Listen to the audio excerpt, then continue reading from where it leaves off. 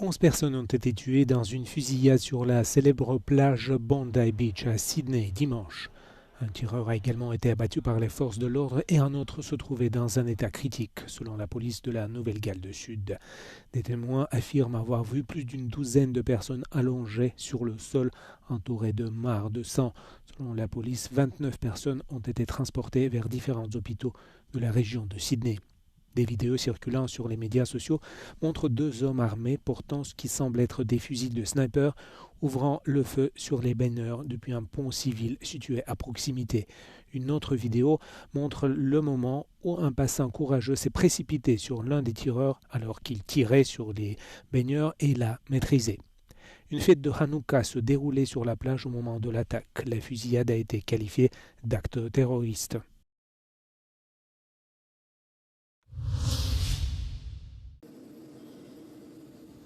Volodymyr Zelensky et les émissaires américains Steve Witkoff et Jared Kushner étaient à Berlin dimanche pour de nouvelles discussions visant à mettre fin à la guerre en Ukraine. Ils ont été rejoints par le chancelier allemand Friedrich Merz. Le président ukrainien s'est dit prêt à renoncer à la demande d'adhésion de son pays à l'OTAN en échange de garanties de sécurité occidentale, mais a dans le même temps rejeté la demande américaine de cession de territoire à la Russie. Volodymyr Zelensky a demandé que ces garanties de sécurité soient juridiquement contraignantes et soutenues par le Congrès américain.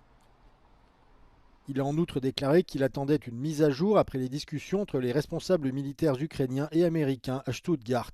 Ces discussions devraient se poursuivre dans les heures à venir avec la participation de nombreux dirigeants européens, de l'UE et de l'OTAN.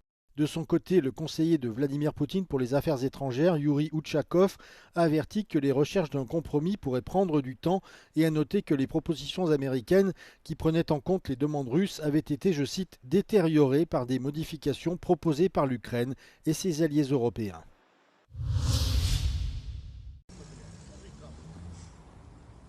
11 personnes, dont un enfant, ont été blessées lors de frappes aériennes menées de jour par la Russie contre un quartier résidentiel à Zaporijjia, dans le sud de l'Ukraine.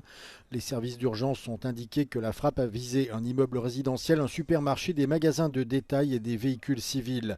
Un policier et un secouriste ont aussi été blessés lors d'une seconde frappe survenue quelques minutes après la première, une tactique que les autorités qualifient de double frappe.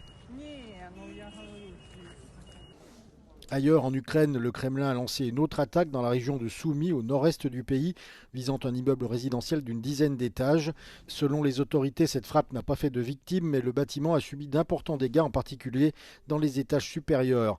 Les autorités précisent que des équipes de premières interventions se sont rendues sur place pour secourir les victimes, leur fournir une assistance et prodiguer les premiers soins. Ces attaques interviennent alors que le président ukrainien Volodymyr Zelensky rencontre à Berlin les émissaires américains Steve Witkoff et Jared Kushner. Washington a intensifié ses efforts ces dernières semaines pour mettre fin à cette guerre qui dure depuis presque 4 ans.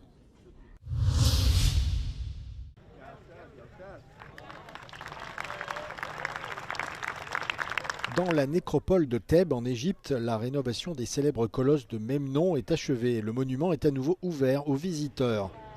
Les statues jumelles mesurent 14 et 13 mètres de haut. Elles représentent le pharaon Amenhotep III, père d'Akhénaton et le grand-père de Toutankhamon, qui a régné sur l'Égypte ancienne il y a quelques 3400 ans. Elles ont été gravement endommagées par des tremblements de terre et les travaux de restauration ont duré près de 20 ans.